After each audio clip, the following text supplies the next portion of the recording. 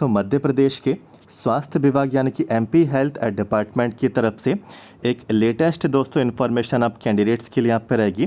देखिए बहुत ही अभी हाल ही में दोस्तों ये इन्फॉर्मेशन आई है। एक दिन पहले जो आपका दैनिक भास्कर डीबी स्टार जो न्यूज़पेपर आपका आता है भोपाल एडिशन, तो एमपी हेल्थ डिपार्टमेंट से रिलेटेड ये इन्फॉर्मेशन रहेगी। और बेसिकली यहाँ पे जो इन्फॉर्मेशन आई है स्टाफ नर्सेस यानी कि दोस्तों देखिए नर्सिंग स्टाफ से संबंधित ये जानकारी आप लोगों के लिए यहाँ पे रहेगी।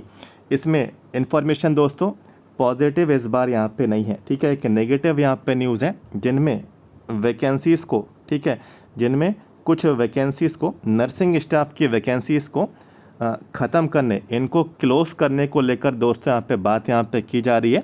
इनके साथ साथ कुछ और भी पोस्ट हैं, इनको भी यहाँ पे जो है क्लोज़ किया जाएगा। इन पदों पे वैकेंसी यहाँ पे नहीं आएंगी। तो इसको लेकर हम लोग जानकारी को हम लोग इसमें यहाँ पे कवर करेंगे। देखिए सबसे पहले आप लोग इसकी मेन हेडिंग पढ़ें। लिखा है नर्सिंग स्टाफ कम फिर भी, देखिए नर्सिंग स्टाफ कम है फिर भी 138 पद ख़त्म कर प्रशासनिक पदों पर भर्ती की तैयारी में एम्स। तो दोस्तों यहाँ पे 138 पद यहाँ पे ख़त्म किए जाएंगे जो कि नर्सिंग स्टाफ के यहाँ पे पहले जारी किए जाते थे। नर्सिंग स्टाफ के पदों पर यहाँ पे नियुक्तियाँ दी जाती थी, ठीक है। वैसे नर्सिंग स्टाफों की कमी है, ठीक है। ऐसे में फिर भी 138 पदों को ख़त्म यहाँ पे किया जा रहा है, ठीक है। और प्रशासनिक कुछ यहाँ पे एडमिनिस्ट्रेटिव पदों की भर्ती की तैयारी में यहाँ पे जो है एम्स यहाँ पे काम कर रहा है। इसके साथ साथ लिखा है कि क्लिनिकल इंस्ट्रक्टर कम ट्यूटर के 33 पद भी सरेंडर करने की तैयारी।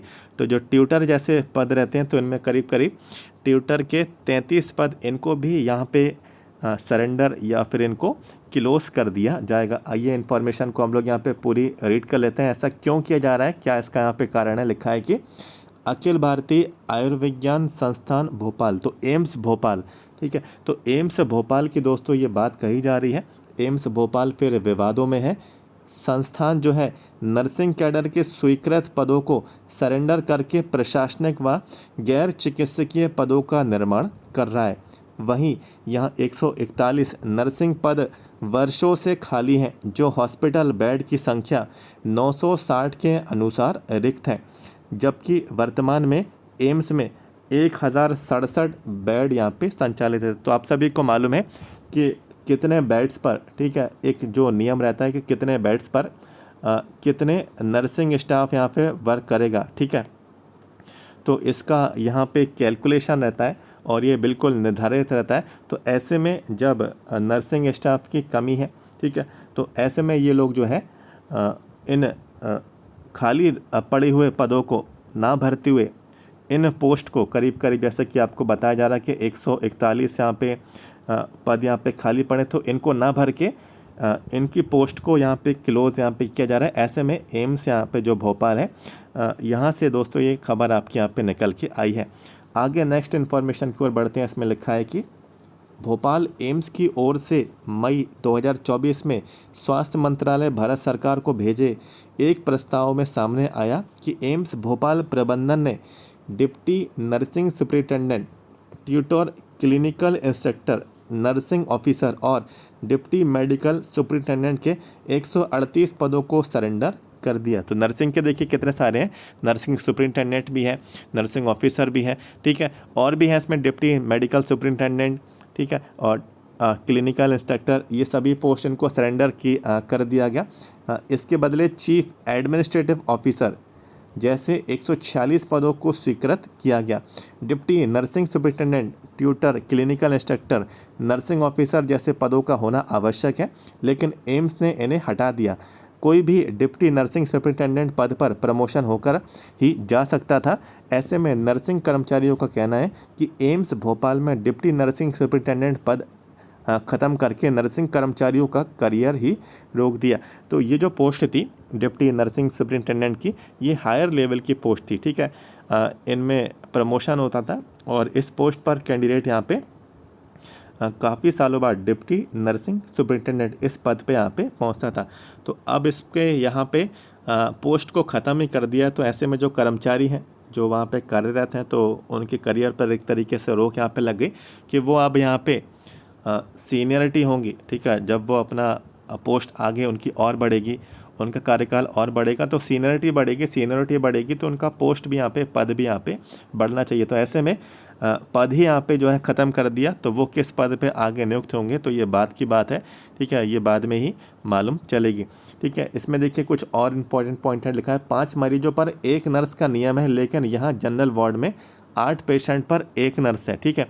तो 1 नर्स 8 पेशेंट्स को जो है यहाँ पे जो है हैंडल यहाँ पे कर रही है, इसको लेकर यहाँ पे हैवी वर्कलोड, ठीक है, जो वर्कलोड है तो काफ़ी ज़्यादा है, बिल्कुल देख सकते हैं। एक नर्स 8 पेशेंट के लिए जो है यहाँ पे अपनी सेवा यहाँ पे दे रही। देखिए इसमें लिखा है कि एम्स ने मनमर्जी से नर्स और मरीज का अनुपात भी बदल दिया।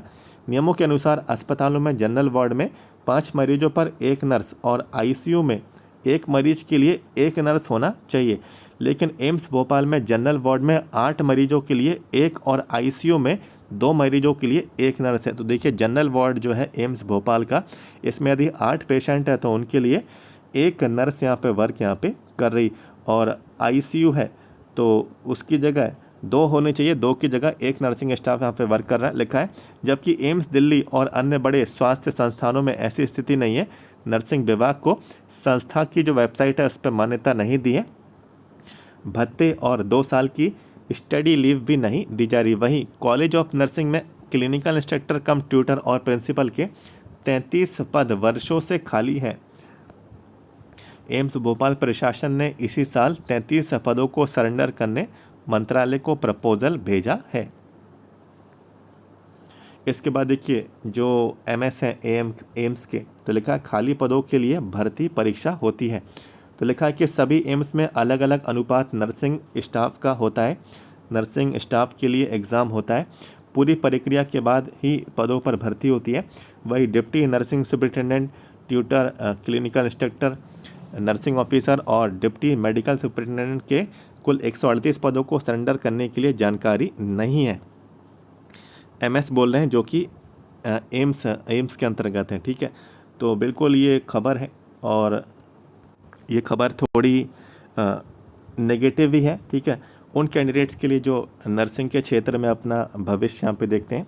और ये सिर्फ यहाँ पे बात हो रही है, ठीक है, जो एम्स है, ठीक है, एम्स भोपाल की दोस्तों यहाँ पे बात हो रही। तो आप लोग ये ना सोचें कि ग्रुप 5 में भी ऐसा होगा, आप लोग ये ना सोचें कि एनएचएम में भी दोस्तों आपका यहाँ पे ऐसा होगा, ठीक है।